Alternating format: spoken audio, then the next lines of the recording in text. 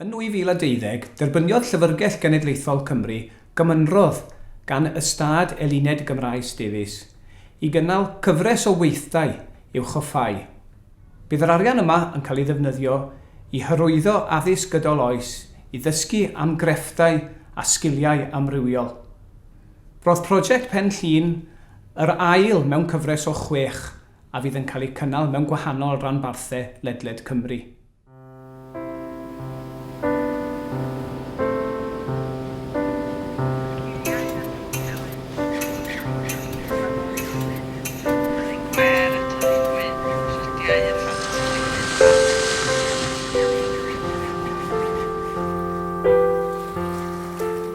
Dyna un peth pwysig am y prosiect ydy bod ni wedi dysgu sgiliau gobeithio fyddech chi'n gallu defnyddio nhw eto. I think that would be Eluned Gymraes Davies' dream, probably, the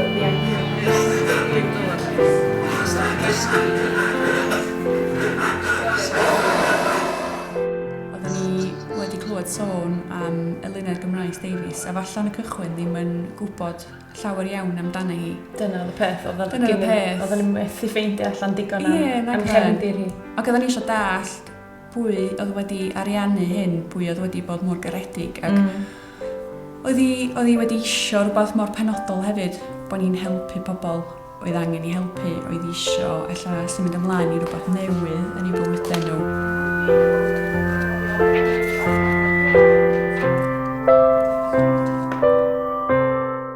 Bwriad y cwrs oedd cyflwyno pobl i gwahanol dechnegau ac arddull gwaith metal.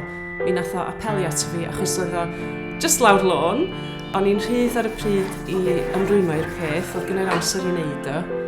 A efo rhywun fel Ann ac Angela hefyd wrth y lliw, o'n i'n gwybod fydda fo'n brosiect gwerth chweil i fod yn rhan ohono fo.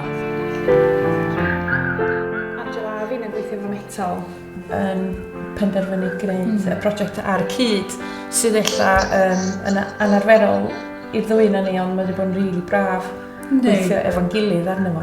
Achos bod y ddwyn ni'n gweithio efo metal, da ni'n gweithio efo metal mewn ffordd llawer gwahanol yn gilydd, tydan.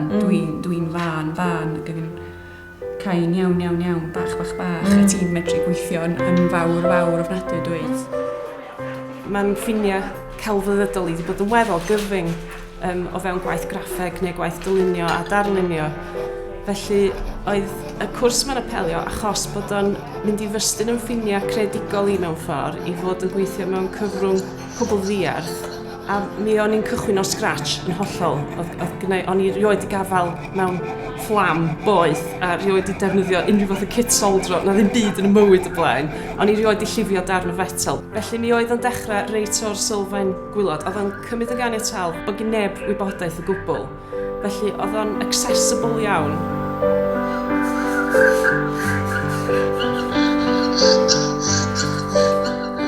Da ni wedi gwneud gwaith gof, gwaith copr, gwaith boglynu mewn copr, yn bosio, gwaith dibyn bach o waith coed, gwaith papur mwyn gadael y marciau arnyn nhw, ac inc ar y papur, nid tudalenna a llyfrau, gwaith wiren, soldro, torri fy lli, bob math o beth yn dod, ei gwir. Ond bob dim o'r cychwyn yn yr papur i hun wedi greu allan o ffiber cotwm, y teglenna, allan o'r rod heian at gyda ni pen a copr i greu y teglenna sy'n mynd i wneud y gwaith boglynu'r embosio yma.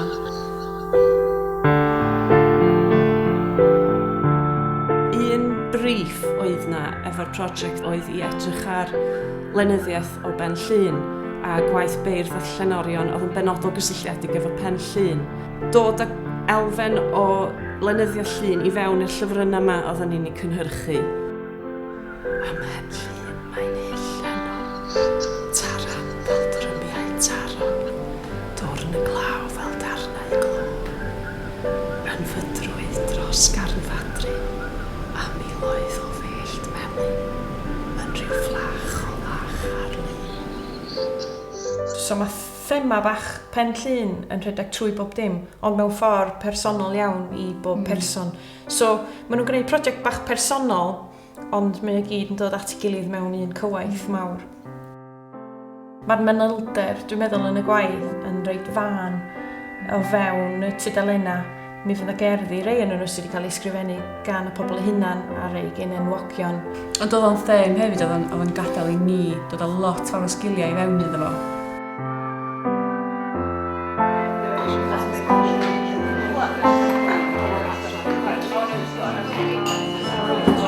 I think there's three things I've gained from the course. I've learnt some fantastic new skills, and I think we've created a lovely community of people here. It's been lovely, the people coming together, and to see the kind of work that everybody's created. I think we've all fed off each other, and that's been a wonderful thing.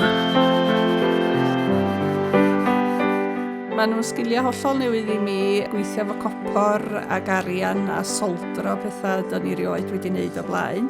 Plygu wiran, yr unig wiran dwi wedi wneud ydi wiran i gadw defaid mewn cae a felly.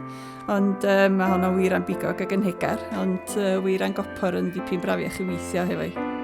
Dwi wedi mwynhau gweithio yn arw hefo'r metala, dwi wedi mwynhau hefyd gwneud y papur. Mae hwnnw'n beth hamddenol braf i wneud. A wedi mwynhau gwneud ysgrifbyn i gasgwennu hefyd. A wedyn, oes ma'n obeth, mi fyddai'n defnyddio'r sgiliau eto, byddai'n sef. Really gained in confidence, and I've always thought I was quite creative, but I never realised I could be an artist, and I'm beginning to realise that maybe I could be. I'd done a series of really quite stressful jobs prior to 18 months ago, and so never really had time to do anything like this. And it's been great fun meeting people who feel the same, have got such an artistic view on life and are so creative, and it's just been brilliant to experiment and practice.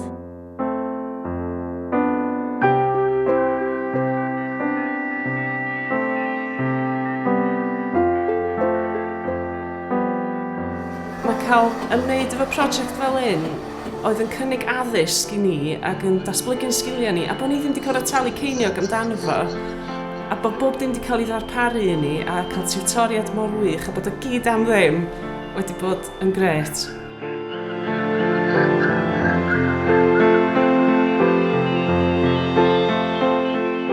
Dwi'n fel ar neges o Ben Llŷn yn y cyd-destun yma ydy, ydych chi byth yn rhy hen i ddysgu sgiliau newydd, a dydych chi byth yn rhy hen i ddatblygu ar eich profiadau chi yn eich bywyd bob dydd. Ac os gawch chi gyfle bod rhywun yn dod atoch chi dweud, fysach chi licio gwneud y cwrs yma i ddysgu sgil cwbl newydd, gnewch o, achos mi wneith o yn anochel gyfoethogi'ch bywyd chi.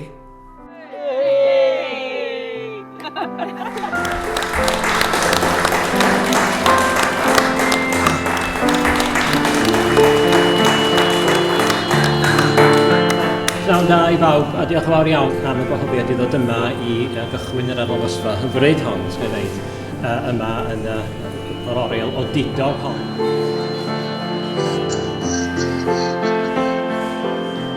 A little less than 10 years ago, a woman called Eluned Gymraes Davies passed away. Now, who was she? She was the head of a pioneering, really innovative, groundbreaking community centre which Morgan County Council had set up some 60 years ago in the uplands in Swansea. And she believed very, very strongly in the preservation of skills and in the communication of those skills and in developing, as it were, the ability to make things.